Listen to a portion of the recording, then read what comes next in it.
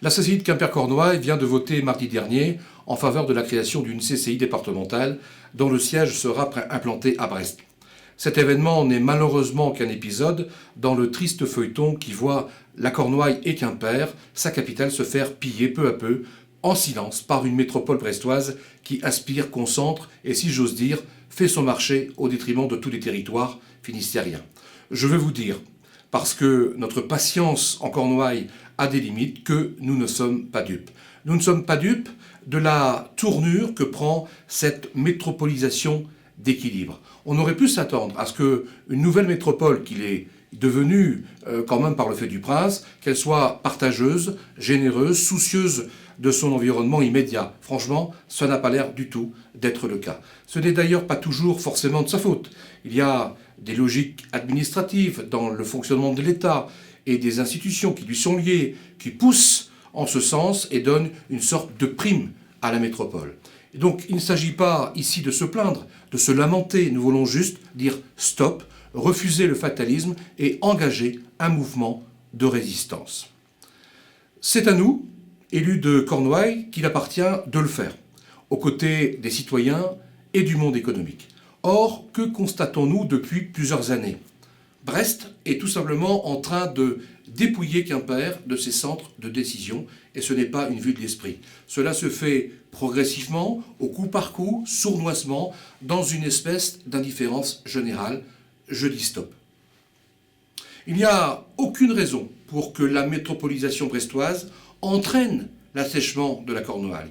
Il n'y a aucune raison pour que la métropolisation brestoise prive la Cornouaille de ses marges de manœuvre, de sa capacité à décider de son propre avenir, de ses services de proximité qui sont le gage de la cohésion sociale d'un territoire. Non, tout ne partira pas à Brest. Avant la CCI, Brest nous avait déjà enlevé l'URSSAF, la CAF, la Caisse primaire d'assurance maladie. On peut rajouter la station météo de l'aéroport de Buguffan et la SACEM.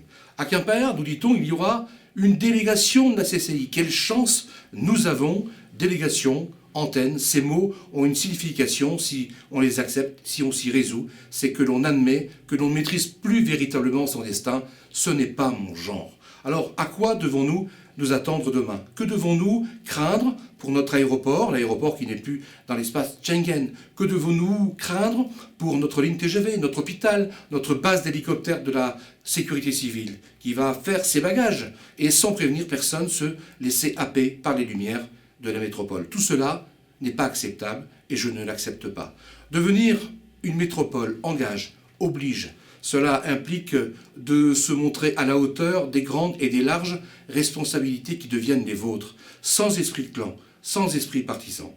Alors, maire de Quimper, président de Quimper-Cornouailles Développement, je me battrai pour que la Cornouaille soit traitée avec égard, équité et respect. Il ne suffit pas de se réjouir d'être devenue une métropole. Encore faut-il le mériter dans la durée. Le mériter, cela signifie irriguer, partager, impulser. Cela signifie ne pas prévoir ou de concevoir le territoire, les autres, comme des concurrents.